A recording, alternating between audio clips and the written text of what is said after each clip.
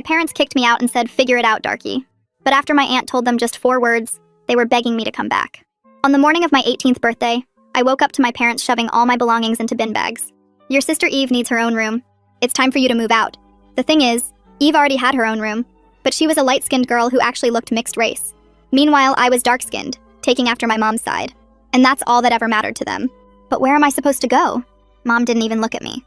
"Figure it out, Darky." In the doorway, I saw Eve staring with tears in her eyes. We were always close despite how differently they treated us. She'd sneak me food when they forgot to set my place at dinner, which happened at least twice a week. But now, while our parents continued packing my life away, Eve wouldn't make eye contact. But as soon as they went downstairs to get more bags, she pressed something into my hand. A crumpled piece of paper with our aunt's phone number. "Call her. They said they'd kick me out too if I helped you." "I'm sorry." My hands were shaking as I stood on the sidewalk with 3 garbage bags of belongings. The door had already slammed behind me. I stared at that phone number for probably 10 minutes before finally calling. "Hello?" The voice was warm, nothing like Mom's. "Aunt Yolanda? This is your niece." Mom just kicked me out. There was silence. Then, "I'll text you my address. Come now." I'd never even known Mom had a sister. The moment she saw the garbage bags, her face changed. "What the heck? You don't know what just happened, do you?" I asked, voice shaking. She pulled me inside, and I just broke. Everything poured out at once. The years of racist comments, being called Darky, watching Eve get everything while I got leftovers, literally having food withheld as punishment when the skin bleaching cream didn't work. "Eve tried to help," I sobbed. "She gave me your number. They threatened to kick her out too if she helped me." Aunt Yolanda had been holding me, but when I said that, her entire body went rigid. "They threatened both my girls?" The way she said both made my chest tight, like Eve and I both belonged to her somehow. "How long have they been treating you like this?" "Since I was maybe 12? When I started getting darker and Eve stayed light." She opened her laptop with a snap that made me jump. The look on her face was something between rage and satisfaction, like someone who'd been waiting years to play their hand. "They're going to regret this," she said quietly. "They're going to beg you to come back." "How? They don't care about me." "Oh, sweetheart." She touched my face gently. "Your parents are about to learn something about themselves they never knew. Something I've kept hidden for 15 years. Before I could ask what she meant, she picked up her phone and called my mom. "Sister," she said into the phone, voice perfectly pleasant. "Family dinner tomorrow at my house. We need to discuss OP's situation." I could hear Mom through the phone. "Good. Maybe you can talk sense into her about getting a job instead of being a freeloader." The next evening, my parents arrived looking smug. Dad was actually whistling. They genuinely thought Aunt Yolanda had called them to say I was too difficult, that she was going to make me homeless. Eve was with them, looking pale and confused. She kept glancing at me, and I tried to give her a reassuring look. We were halfway through the main course when Yolanda set down her fork. "I've been meaning to discuss your finances." Mom actually laughed. "We're doing great, thanks. Richard just got another bonus." "Interesting." Aunt Yolanda pulled out her iPad, swiping casually. "Because your mortgage payment just bounced." Dad's fork clattered. "That's impossible. Must be a bank error." "No error." She took a sip of wine. "I stopped paying it, like I've been doing for 15 years. "What are you talking about?" Mom's voice was high-pitched. Aunt Yolanda started listing everything, still eating her dinner like she was discussing the weather. "Your salary, Richard? That bonus you just mentioned? Doesn't exist. Eve's school tuition was paid by me. The cars in your driveway? My leases. Your medical insurance? Mom's prescriptions? The country club you love so much? All paid for by me." With each revelation, she pulled up the receipts on her iPad, sliding it across the table. "You're lying." Mom's face had gone white. "You're making this up." "Am I?" Aunt Yolanda picked up her phone. "Let me call Richard's boss." She put it on speaker. A man answered on the second ring. "Hi, Tom. It's Yolanda Taylor. Can you confirm Richard's employment status?" "He's never worked here, Ms. Taylor. As you know, you pay us to maintain that fiction." Eve made a sound like she'd been punched. We both did. Mom stood up. "You don't have a job?" she yelled at Dad. "Then where have you been going every day?" His knees were buckling. "We can talk about that later." "No!" Mom was furious now. "Are you still meeting up with Jasmine?" Dad went even paler as soon as her name was mentioned. Eve suddenly chimed in. "What does she mean, Dad? Is she talking about my 18-year-old best friend Jasmine? The one who's pregnant?" I looked back at Aunt Yolanda, who was getting ready to do something none of us saw coming. Aunt's fingers were already moving across her phone screen before anyone could process what was happening next. She didn't look up from the device as she spoke, her voice calm but carrying this edge that made my stomach drop even further. Mom was breathing so hard I could hear it from across the table, these sharp little gasps, and Eve had her face in her hands, shoulders shaking. I grabbed the edge of my chair so tight my knuckles hurt, because I knew whatever Aunt was about to say would make everything worse somehow. She finally looked up from her phone and locked eyes with Dad, not blinking, not moving, just staring at him like she could see right through every lie he'd ever told. Dad started to stand up, but Aunt held up one hand and he froze halfway out of his chair, then slowly sank back down. The air felt thick and heavy, like right before a storm hits and nobody was eating anymore. All the food just sitting there getting cold while we waited. Aunt set her phone down on the table with this soft click that somehow sounded loud in the silence. She kept her eyes on Dad the whole time as she started talking about Jasmine, saying the name slowly and clearly like she wanted to make sure everyone heard it.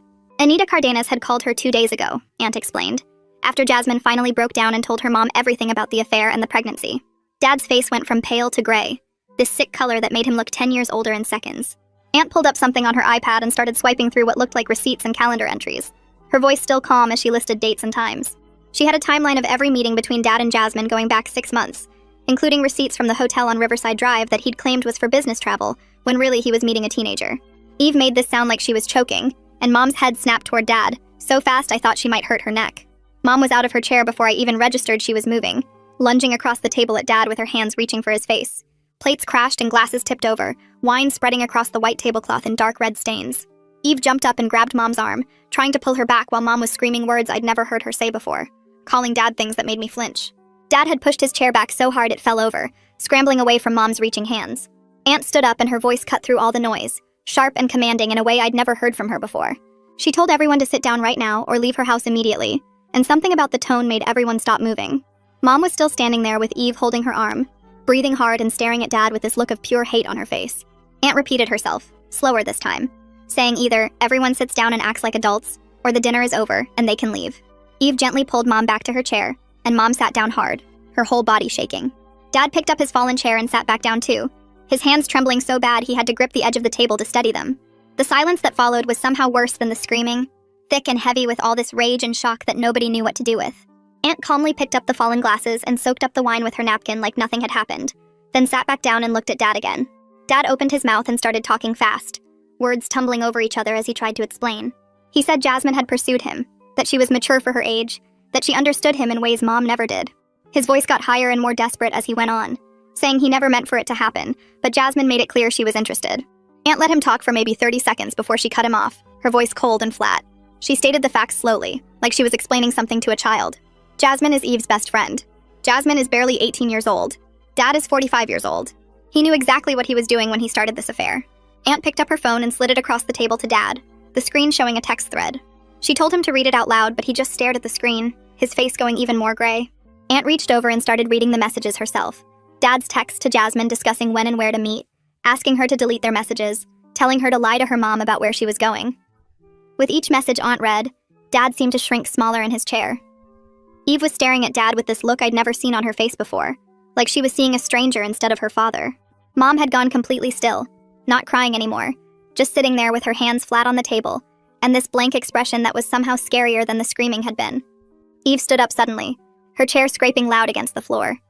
Her voice was shaking but clear as she started talking, looking right at Dad. She told him she would never forgive him for this betrayal, that he'd destroyed something she could never get back.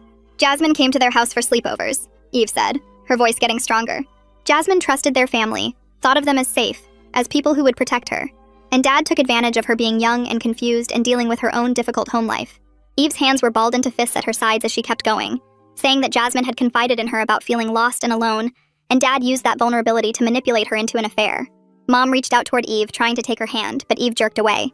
She turned to Mom and said that Mom had enabled this whole thing by never once questioning where Dad really went all day, by accepting his lies about work without ever checking.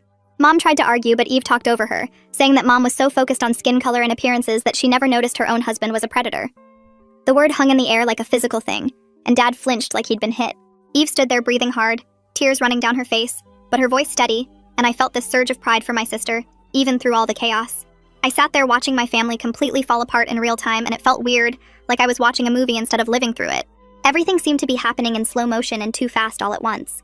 Mom was crying again. Dad looked like he might throw up. Eve was still standing with her fists clenched, and Aunt just sat there calm and collected like she'd planned this whole thing out, which I guess she had. Aunt stood up and announced that dinner was over, her voice leaving no room for argument. She told my parents they needed to leave immediately, right now, no discussion. Then she laid it out plain and simple. They had 24 hours to decide if they wanted to sign a formal agreement that included mandatory therapy, real accountability for their actions, and treating both their daughters with actual respect and equality. If they signed and followed through, she would continue the financial support. If they refused or broke any part of the agreement, all financial support would stop permanently and immediately. No second chances, No negotiations, no exceptions.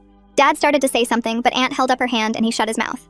Mom was staring at Aunt with this mix of fear and anger, probably realizing for the first time that Aunt held all the power here, and there was nothing Mom could do about it. Mom turned to me, tears streaming down her face, and her voice came out all shaky and desperate.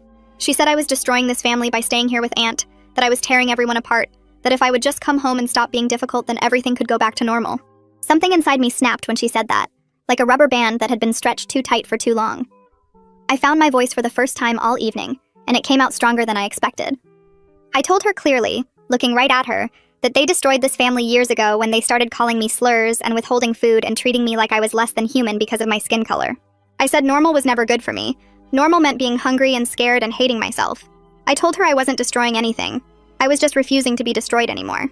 Aunt nodded at me with this proud look on her face and stood up, walking toward the front door. She told my parents to follow her, not asking, but telling. Dad and Mom got up slowly, Mom still crying, and Dad looking like he might collapse. Aunt opened a drawer in the hall table and pulled out a folder, thick with papers.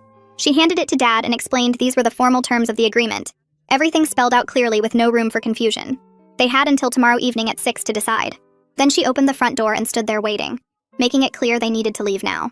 After the door closed behind them, I heard Eve make this sound, something between a sob and a gasp.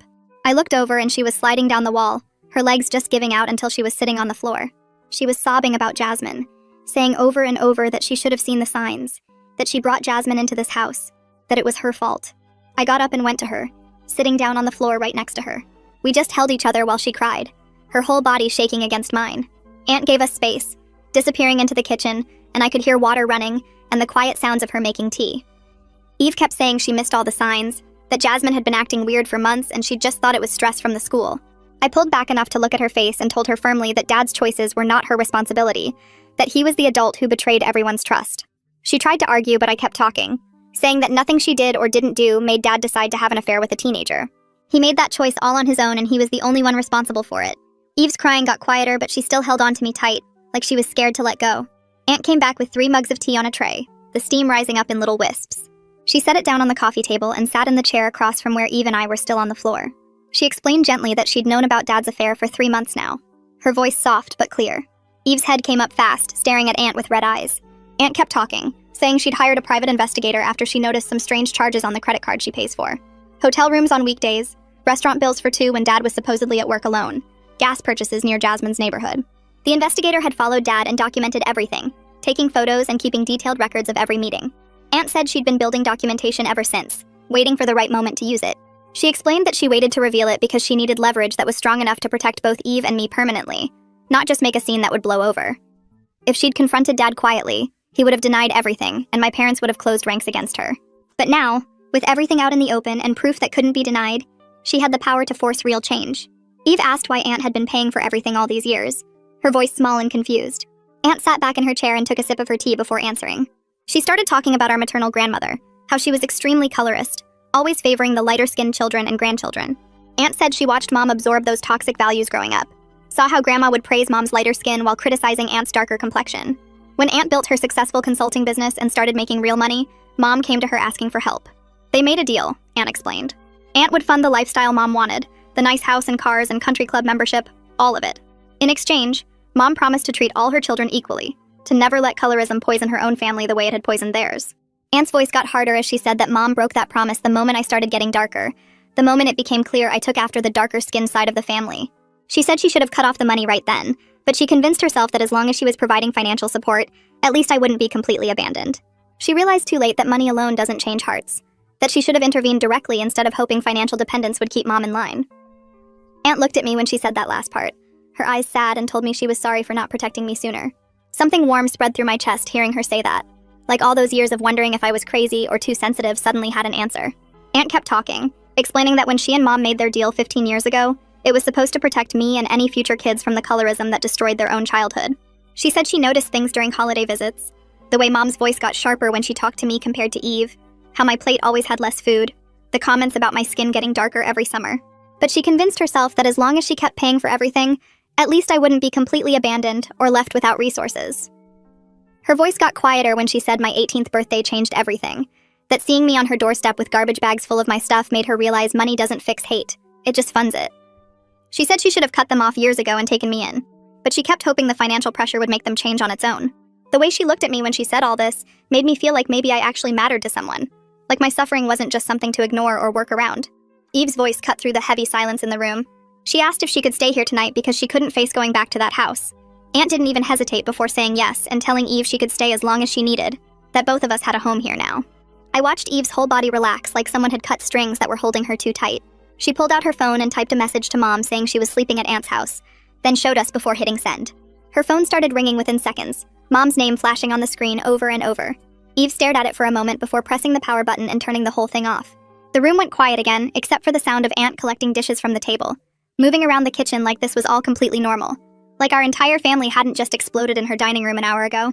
That night, I lay in the guest bed staring at the white ceiling, my brain going too fast to even think about sleep. Everything that happened kept playing on repeat, watching my parents walk in all smug and confident, then watching that confidence crack and shatter as Aunt pulled out receipt after receipt. The power shift felt unreal, like I'd been living in one version of the world where I was worthless, and suddenly got dropped into a different version where I had value and protection. I kept hearing Aunt say both my girls in my head, the way she claimed me and Eve together like we were a unit she'd been watching over this whole time. My parents went from calling me slurs and throwing my stuff in garbage bags to desperate and exposed in under 2 hours, and I didn't know how to process that kind of reversal. Part of me felt scared that it was temporary, that they'd find some way to flip things back. But another part felt something I hadn't felt in years, like maybe I actually belonged somewhere safe now, like maybe Aunt's house could be home in a way my parents' house never was. I woke up to something moving on the floor and realized Eve was sleeping in a sleeping bag next to my bed. She must have been too scared to sleep alone in the other guest room. The morning light coming through the curtains showed her face was puffy from crying, and when she heard me moving, she opened her eyes. We started talking quietly about what happens next, keeping our voices low even though we were the only ones awake. Eve admitted she was terrified of Mom's anger, that Mom's rage when she felt betrayed was something we both knew too well. But she said she was more terrified of going back to that house where Dad had been lying about everything for years, where we'd been living in some fake version of reality funded by Aunt while Dad pretended to have a job and messed around with her best friend. I told her she was brave for choosing to stay here, that it took guts to pick safety over trying to keep Mom happy.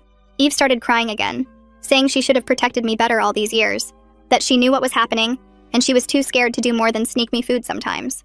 I reminded her that they threatened to kick her out too if she helped me, that she was also a victim of their manipulation, but I could tell she was going to carry that guilt for a while. Over breakfast, Aunt laid out the plan with surprising calm considering last night's chaos. She said she had a meeting scheduled this afternoon with her attorney Virginia Shaw to formalize everything into a compliance agreement. The terms would be specific, mandatory family therapy, written apology letters from both parents, zero colorist language ever again, and both me and Eve get to choose where we live without any pressure or guilt trips. She explained that if any term gets broken, even once, the financial support stops immediately and permanently. Aunt said she wasn't interested in half efforts or promises to try harder, that the agreement would be legally binding and enforceable. She'd already talked to Virginia last night after my parents left, and the attorney was drafting everything this morning. I asked what happens if they just refuse to sign, and Aunt said calmly that their mortgage payment already bounced, the car leases are in her name, and their medical insurance expires in 2 weeks.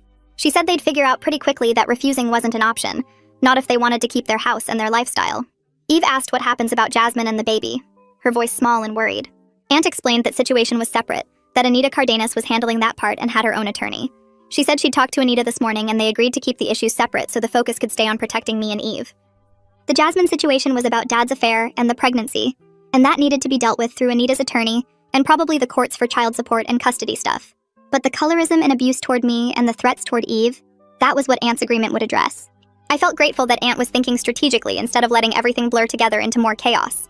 She was compartmentalizing the problems, so each one could be handled properly instead of becoming one giant mess where nothing got fixed. My phone started buzzing on the counter where I'd left it charging overnight. I picked it up and saw a flood of texts from Mom, maybe 20 or 30 messages that came in while I was asleep.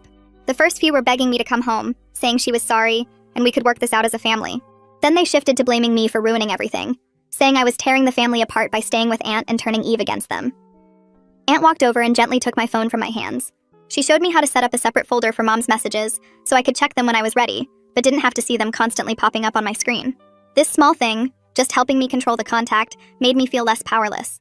Aunt said I didn't owe Mom immediate responses, that I could take all the time I needed to decide if and when I wanted to engage. She reminded me that Mom's feelings weren't my responsibility, especially after years of Mom not caring about my feelings at all.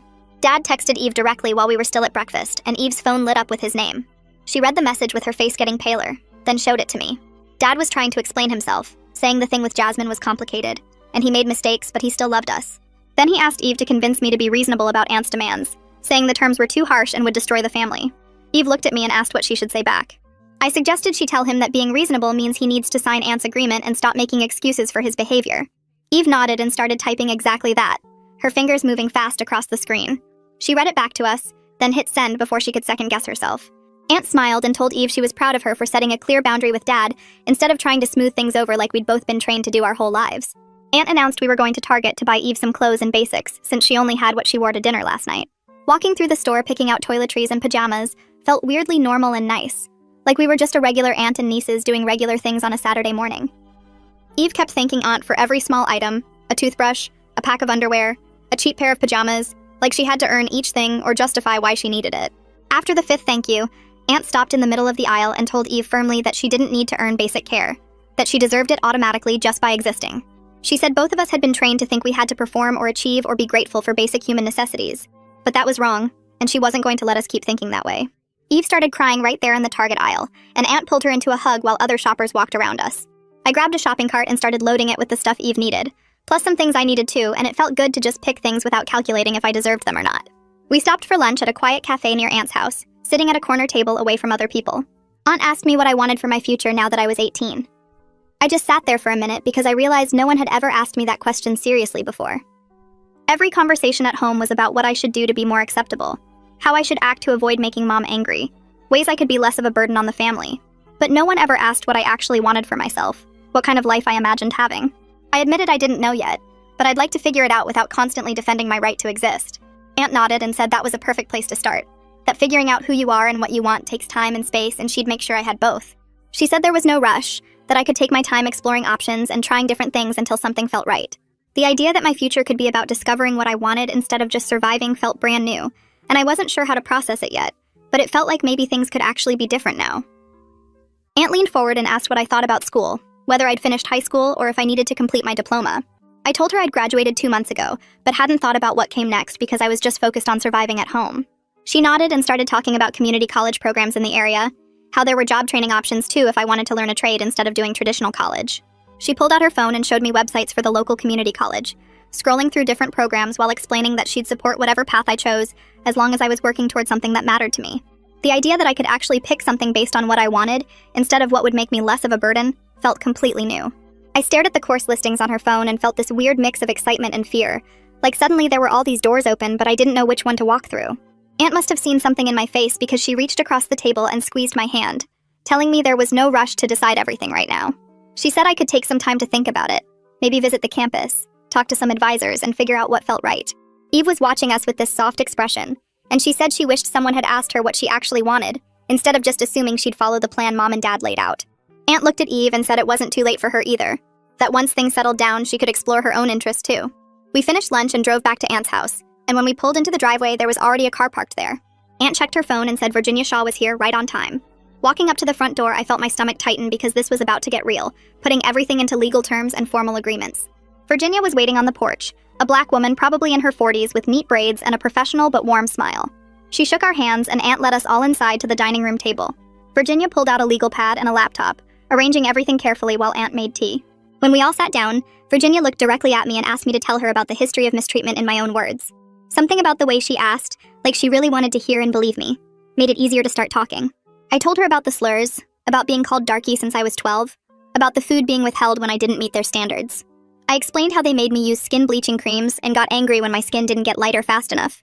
I described watching Eve get new clothes and school supplies and birthday parties while I got hand-me-downs and leftovers in silence. Virginia took notes the whole time, occasionally asking specific questions like how often the food withholding happened or what exact words they used. Eve sat next to me and added details I'd forgotten, like the time Mom made me eat dinner in my room for a week, because I embarrassed her at a family gathering by being too dark next to my cousins. When I finished, Virginia set down her pen and looked at both of us with this expression that was part anger and part sadness. She said that everything we described was real abuse and it was serious and unacceptable. Then she explained that while the emotional abuse was damaging and wrong, the strongest leverage we had right now was the financial dependency and the written agreement Aunt was offering. She said she'd draft terms that were specific and measurable, things that couldn't be interpreted different ways or dismissed as trying.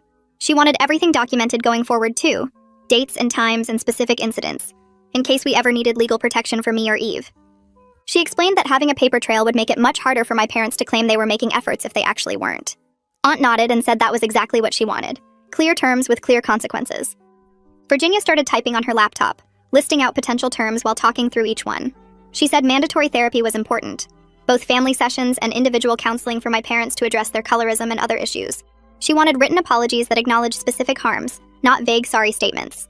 She said there needed to be zero tolerance for any colorist language or favoritism going forward, with immediate consequences if it happened.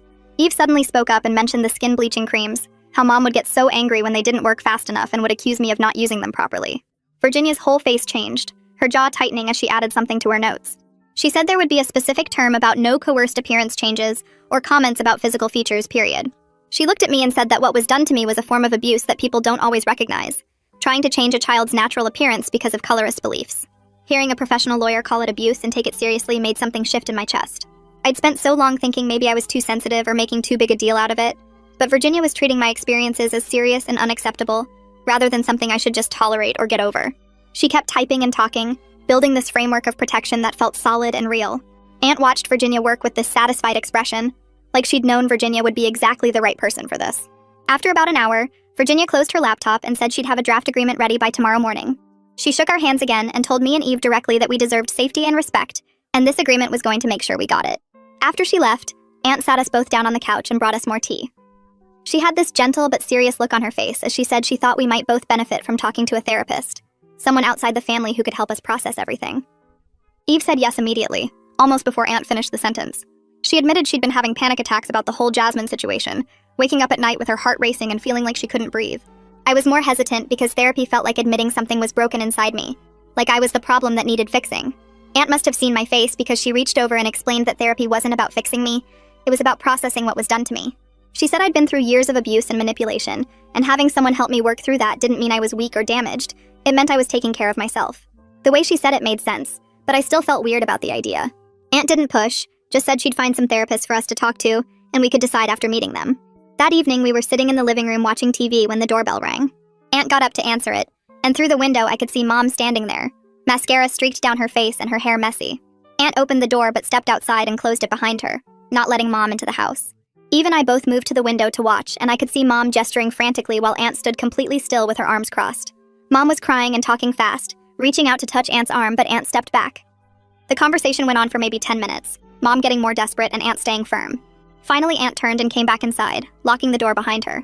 She looked at us and said Mom wanted to apologize, but wasn't ready to sign anything yet because she thought the terms Virginia was drafting were too harsh. I felt this anger rise up in my chest, hot and sharp. Too harsh? After years of calling me slurs and withholding food and trying to bleach my skin, she thought being required to go to therapy and stop being racist was too harsh? I must have said some of that out loud because Aunt came over and sat next to me, putting her hand on my shoulder. She said my anger was completely valid and reasonable, that Mom had no right to negotiate after everything she'd done. Aunt's voice was calm but firm, as she explained that we weren't negotiating. The terms were the terms, and Mom had until tomorrow evening to decide. She said if we gave in now and let Mom bargain her way out of real consequences, it would just teach my parents they could still manipulate the situation. She looked right at me and said I deserved better than that pattern continuing, that I deserved people who would do the hard work of changing without needing to be convinced it was necessary. Eve's phone rang, and she looked at the screen, her face going pale. She showed me the caller ID, and it said Jasmine. Eve answered and immediately put it on speaker after asking Jasmine if that was okay. Jasmine's voice came through crying and scared, saying her mom was making her tell the whole truth about the affair to everyone. She said she never wanted any of this attention. She just wanted to disappear. Her voice was shaking as she explained that Dad had told her he was unhappy in his marriage and made her feel special and mature, like she was different from other girls her age. Now she felt stupid and used, and she couldn't stop crying. Eve's eyes were filling with tears too as she listened. Jasmine asked if Eve hated her, and Eve immediately said no, she could never hate her. Eve's voice was stronger than I expected as she told Jasmine she wasn't stupid. She was a victim of a grown man's manipulation. She said Dad was the adult who knew exactly what he was doing, and her mom Anita was right to demand accountability from him. Jasmine kept crying, but she sounded a little less panicked as Eve kept talking to her. They stayed on the phone for over an hour, Eve sitting on the floor with her back against the couch while Jasmine talked through everything. I sat there listening and watching Eve handle this with so much maturity, separating her anger at Dad from her care for her friend. She kept telling Jasmine that Dad's actions weren't Jasmine's fault, that he was the one who had power and responsibility in the situation. By the end of the call, Jasmine sounded calmer, and Eve promised to call her tomorrow. After she hung up, Eve just sat there staring at her phone, and I could see her processing everything. I told her she did really good, that she said all the right things. Eve looked up at me and said she was so angry at Dad for putting Jasmine in that position, for making her friend feel like any of this was her fault. The next morning, I woke up to the smell of coffee and found Aunt already at her laptop in the kitchen. She said Virginia had emailed the formal compliance agreement as a PDF early this morning. She printed it out and we sat at the table reading through it together. The document was several pages long with specific numbered terms. Mandatory weekly family therapy for 6 months with a licensed therapist who specialized in family trauma and colorism. Individual therapy for both mom and dad, also weekly for 6 months minimum. Written apology letters that had to acknowledge specific harms by name, not general sorry statements. Zero tolerance for any colorist language or comments about physical appearance, with immediate termination of financial support if violated. Both daughters get to choose their living arrangements freely without pressure or guilt trips from parents. Parents had to attend a workshop on colorism and internalized racism within the first month. There were more terms, too, about financial transparency and respectful communication and respecting boundaries. Each term had clear language about what would happen if it was broken, and most of them led to immediate loss of financial support. Reading it felt surreal, seeing all the protection and accountability spelled out in official language. Aunt asked what we thought, and Eve said it looked perfect. Everything we needed. I agreed, though part of me still couldn't believe this was actually happening, that someone was finally making my parents face real consequences for how they treated me. I scrolled down to the next section and saw more terms about financial stuff. My parents had to go to 2 meetings with a money counselor to learn about their real money situation and make a budget for when Aunt stopped paying for everything. I looked up at Aunt and realized she wasn't planning to support them forever, just long enough to make sure Eve and I were safe, and they actually changed. The phone rang and Aunt checked the screen, then put it on speaker. Dad's voice came through shaky and desperate, asking if they could meet in person to talk about the terms. Aunt said they could meet, but only at Virginia's office with the lawyer there, and he had 4 hours to decide or the offer went away completely. I could hear how scared he sounded through the phone, almost begging, and part of me felt sad that our family came to this. But a bigger part felt relieved that someone finally had enough power to make them face what they did. Aunt hung up and looked at both of us, asking if we were okay with how this was going. Eve nodded first, and I did too, feeling like this was the only way anything would actually change. We spent the rest of the morning trying to distract ourselves with TV, but nobody could really focus. At exactly 2 p.m., Aunt's phone buzzed with a text from Virginia. Both parents had come to her office and signed the agreement. Aunt let out this long breath like she'd been holding it for hours and showed me and Eve the message on her screen. We all just sat there for a minute not saying anything, processing that it actually worked. Eve asked what would happen if they broke any of the rules, and Aunt explained they'd lose everything, and we'd already have legal papers showing the pattern, which would protect us if we ever needed restraining orders or anything else. That made it feel more real, knowing there were actual protections in place now. That evening, my laptop dinged with new emails. The apology letters had arrived. I opened Dad's first, and it was pretty short, maybe 3 paragraphs talking about how stressed he'd been and how he made mistakes. Mom's was longer, but mostly about her own feelings, explaining how her mother treated her growing up and how hard everything had been for her. I read through both of them twice, and neither one really said sorry for the specific things they did to me. They were making excuses and talking about themselves instead of taking real responsibility. I showed them to Aunt and told her these weren't good enough. She read them carefully, nodding, then opened her laptop. Aunt pulled up her email and started typing a response to send through Virginia. She wrote that the apologies needed to be completely redone with specific details about what they did wrong and how it hurt me, not explanations or excuses for why they did it. She gave them 48 hours to send new versions, and said this was part of the therapy work they needed to do. Watching her send that email made me feel powerful in a way I never had before, like my opinion about whether their apologies were real actually mattered. Aunt wasn't going to let them get away with half trying. The next 2 days fell into a routine that felt surprisingly normal. Eve and I helped Aunt with cooking dinner and cleaning up after meals. Aunt taught us stuff our parents never bothered with, like how to read bank statements and make a budget for monthly expenses. She treated us like we were capable people learning important skills, not like we were burdens she was stuck with. The difference in how she talked to us compared to how Mom did was so obvious it almost hurt. In the mornings, we'd make breakfast together and plan out the day, and in the evenings, we'd watch movies or play card games. It felt like what I always imagined a real family was supposed to be like. On the second morning, I opened my laptop and started looking at job websites. I filtered by part-time and entry-level and found a local bookstore that was hiring. The listing said they needed someone for 15 to 20 hours a week. No experience required. Just had to be reliable and like books. I showed it to Aunt and she got excited, immediately pulling up a blank document to help me write a resume. I'd never made one before and didn't even know where to start. She walked me through listing my high school info and the volunteer work I'd done, making it look way more professional than I thought possible. Then she practiced interview questions with me, asking what my strengths were and why I wanted the job. When I said I probably wasn't qualified enough, she stopped me and said firmly that I was 18 and willing to learn, which was exactly what entry-level jobs needed. That made me feel brave enough to actually apply. 3 days after Aunt sent her email demanding better apologies, my inbox showed 2 new messages. I opened them with my heart beating fast. Mom's revised letter was completely different this time. She specifically named calling me Darky, withholding food from me as punishment, pressuring me to use skin bleaching cream and treating Eve better because of her lighter skin. Dad's new letter talked about his affair with Eve's friend Jasmine, lying about having a job and not protecting me from Mom's racist treatment. Reading the actual words for what they did wrong made me start crying. Not sad crying, but this weird relief crying. It was the first time in my whole life they'd actually admitted the specific things they did, instead of just saying they were sorry in a vague way. Aunt came in and saw me crying, immediately asking if I was okay. I showed her the letters, and she read them carefully, then asked if I wanted to respond, or just let them know I got them. I thought about it for a while, and decided to write back something short. I typed that I received the letters and appreciated them naming the specific things they did. But rebuilding trust would take a long time and consistent changed behavior, not just words. Eve wrote something similar when I showed her what I'd written. We sent them at the same time, making sure we presented a united front so they knew we were both serious about this. The bookstore called 2 days later and asked if I could come in for an interview that afternoon. I got there 15 minutes early and met the manager, a woman named Patience Ross, who had kind eyes and gray hair pulled back in a bun. She asked about my interests and what books I liked to read. When I started talking about loving to read and how I'd spent so much time in my school library, her whole face lit up like she was genuinely excited. We talked for maybe 20 minutes about books and customer service and what the job would involve. At the end, she offered me 20 hours a week to start, weekday afternoons and Saturday mornings. I said yes immediately, trying not to sound too desperate, even though I was thrilled. Walking out to catch the bus back to Aunt's house, I felt proud that I'd gotten this job on my own merit, not because someone felt sorry for me or because I had connections. The next day, Aunt asked if I wanted her to come to the first therapy session for support.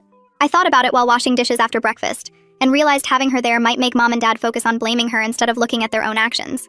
I told Aunt I wanted to go with just Eve because this needed to be about what they did to us, not about Aunt's money or decisions. Aunt nodded and said that made sense, then handed me a card with the therapist's information written on it. The woman's name was Mariana Hudson, and she worked with families dealing with trauma and colorism specifically.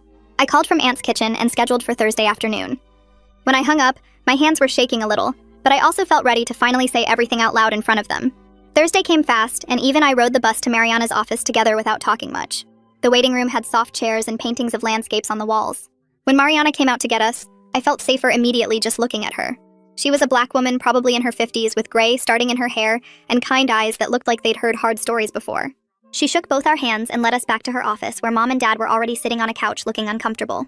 Mariana sat in a chair facing all of us and pulled out a notebook. She started by setting ground rules in a calm voice that somehow made it clear she was completely in charge.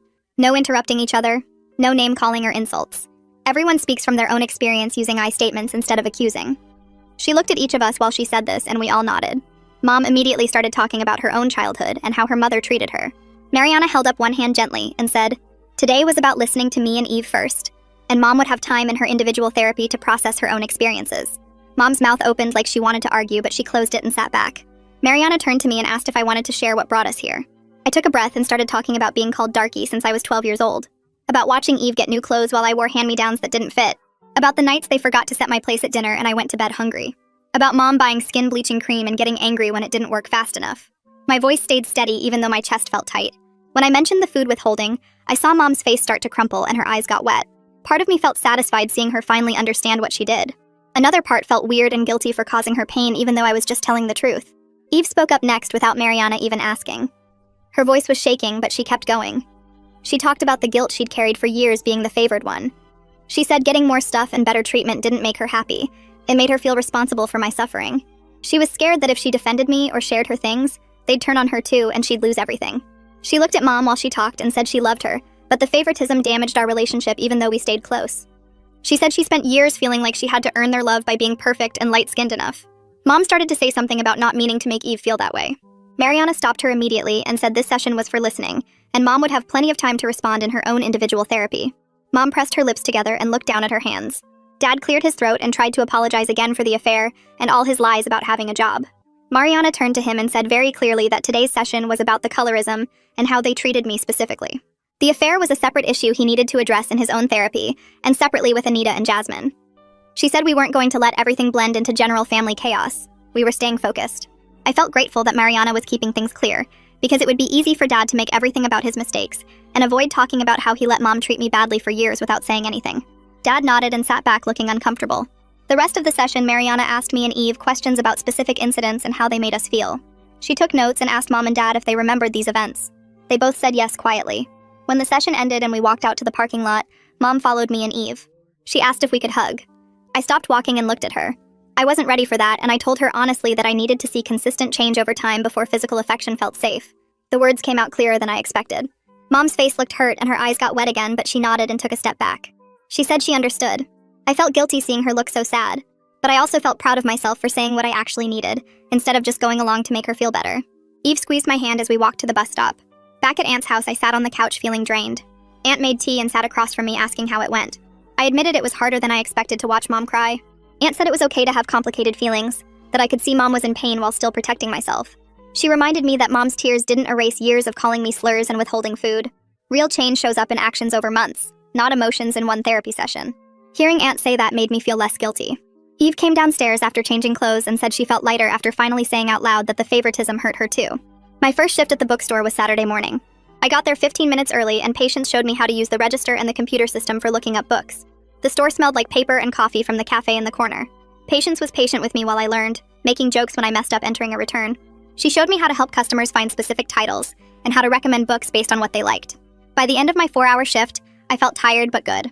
A customer told Patience I was helpful, and Patience smiled at me.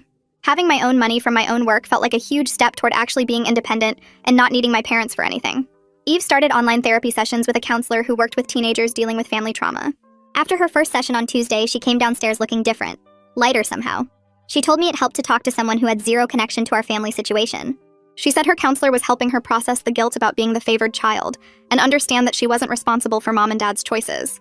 She seemed relieved to have her own space to work through everything without worrying about how it affected anyone else. 2 weeks into living with Aunt, I got my first paycheck from the bookstore. Aunt helped me open my own bank account at the credit union near her house. Seeing my name on the account and depositing money I actually earned myself felt incredibly powerful. Aunt suggested I save most of it for future goals, but also spend a little on something just for me. I bought a journal with a purple cover from the bookstore using my employee discount. That night, I started writing down everything I was processing and feeling. Getting it out of my head and onto paper helped me think more clearly. Mom texted asking if she could take me and Eve to lunch to show she was trying. I showed the text to Aunt, who said it was completely my choice but suggested keeping it short and in a public place.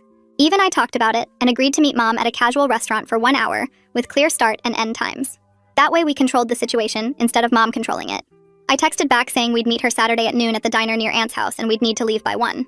Mom texted back 3 heart emojis and said she understood. Saturday came and Eve and I got to the diner 15 minutes early to pick a booth near the back exit. Mom arrived exactly at noon wearing jeans and a plain sweater instead of her usual designer clothes. She slid into the booth across from us and picked up her menu but kept looking at me over the top of it.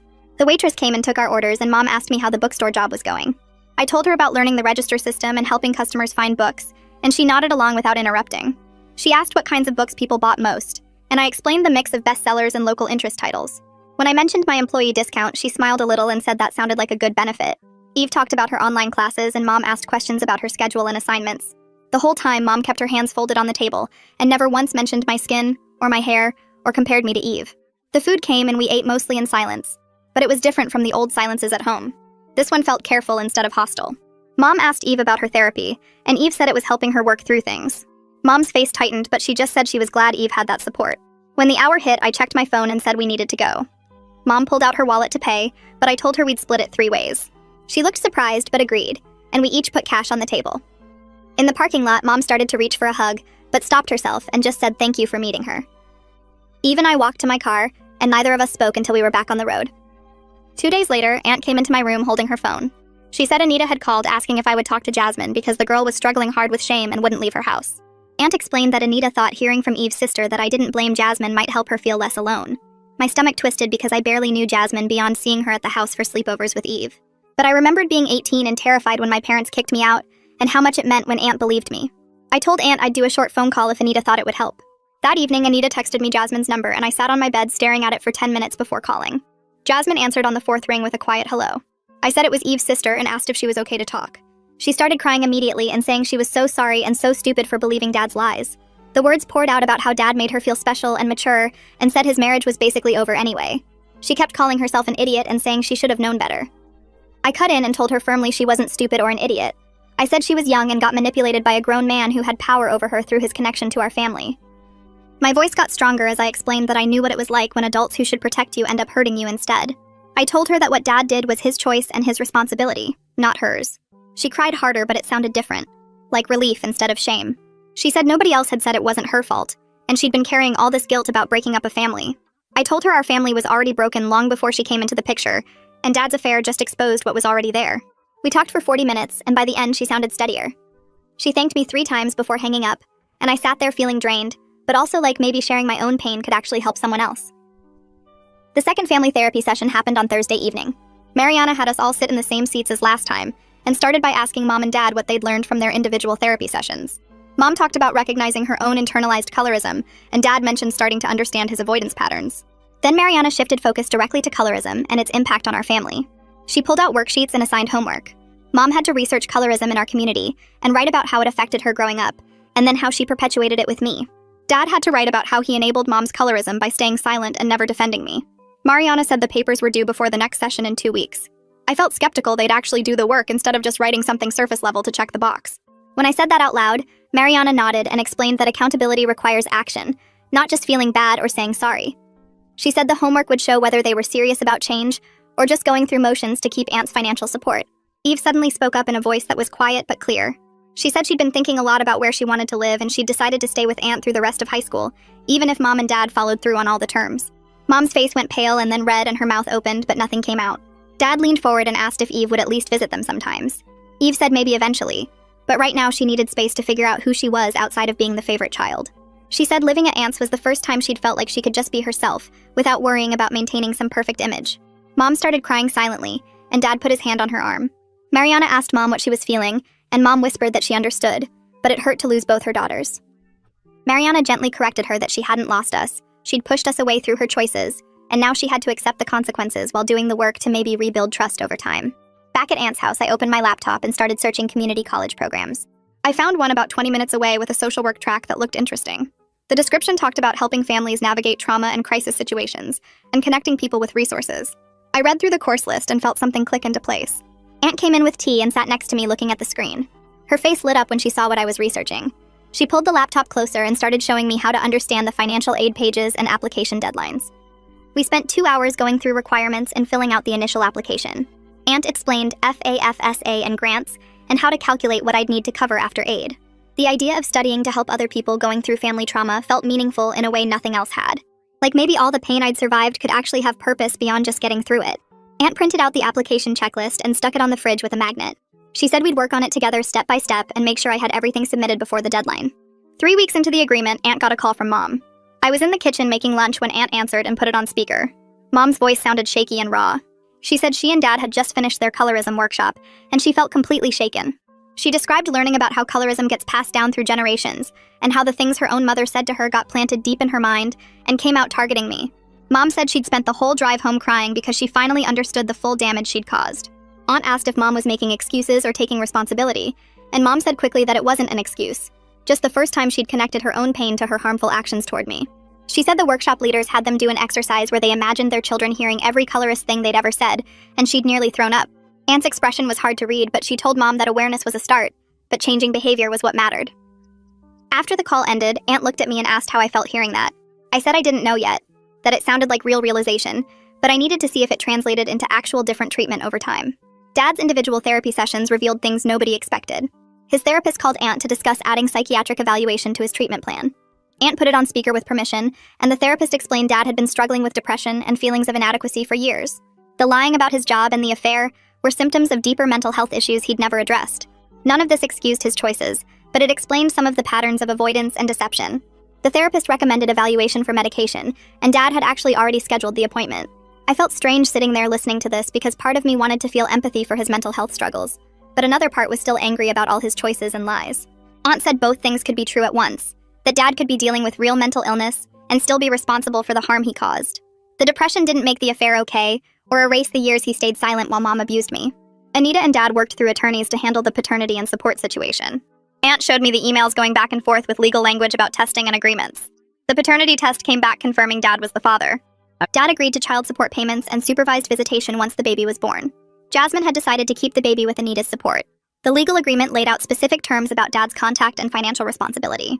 Reading through it felt surreal because this was my dad having a baby with my sister's teenage best friend, and it was all getting handled through lawyers like a business transaction. But at least there was a clear plan that protected Jasmine instead of leaving everything messy and uncertain. Anita had made sure Jasmine's needs came first in every part of the agreement. My first month at the bookstore ended and Patience called me into her office. My heart started racing thinking I'd messed something up, but she smiled and gestured for me to sit. She pulled up her notes and said I'd gotten consistently positive feedback from customers about being helpful and friendly. She mentioned my attendance was perfect, and I picked up new tasks quickly. Then she said there might be opportunities for more hours, or even a shift supervisor position eventually if I was interested. I felt my face get hot, and I thanked her probably too many times. Having a boss who saw my potential instead of my flaws felt revolutionary.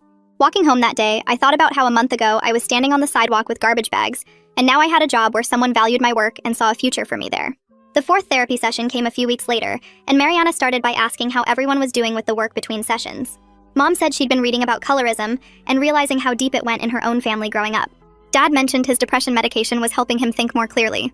Mariana nodded and then shifted to talking about trust, explaining that it gets built back slowly through consistent actions over time, not through apologies or promises. She looked at Mom and Dad directly and said they needed to accept that I might never feel completely safe with them again, that some damage leaves permanent marks even when healing happens.